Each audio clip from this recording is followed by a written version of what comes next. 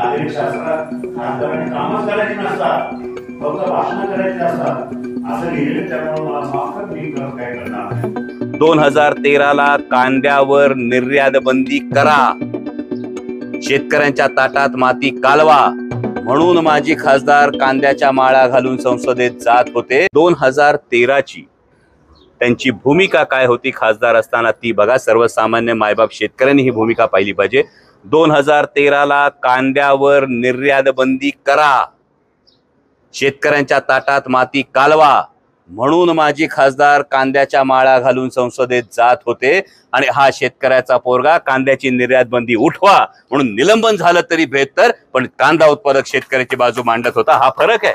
त्यामुळे कुठलं नागरिक शास्त्र बघायचं असेल तर नागरिक शास्त्रामध्ये मायबाप जनतेचं भलं बघायचं असतं, फक्त स्वतःच्या कंपन्यांचं नाही. हे नागरिक शास्त्र जास्त महत्वाचं आहे. की खासदारांनी गावात यायचंच नसतं,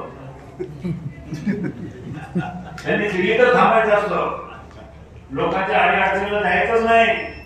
ते नागरिक शास्त्रामध्ये असं नसतं आणि खासदारांनी गावामध्ये फिरायचं, गलोगली फिरायचं. ते आपल्याला कोणाला पडतं का? कारण आपण सर्वसामान्य माणसं आहे. आपण एखाद्याला निवडून देतो, आपल्या गावात या माणसाने आपली काही कामं करावे, आमच्या अडचणीला यावं. कधी कधी एखाद्याचा ट्रान्सफॉर्मर जळाला, त्याला लोक सैरावर होतात. शेतकरी त्याच्या शेतात पाणी नाही, लाईट नाही, कारण ट्रान्सफॉर्मर जळाला. अशा वेळेला आपण सगळेजण कधी आमदार, कधी खासदार, कधी अशा काही मी आमच्या पाठीमागे लागतो. कामं जर झाली नाही तर खासदारांकडे दावा घेतो.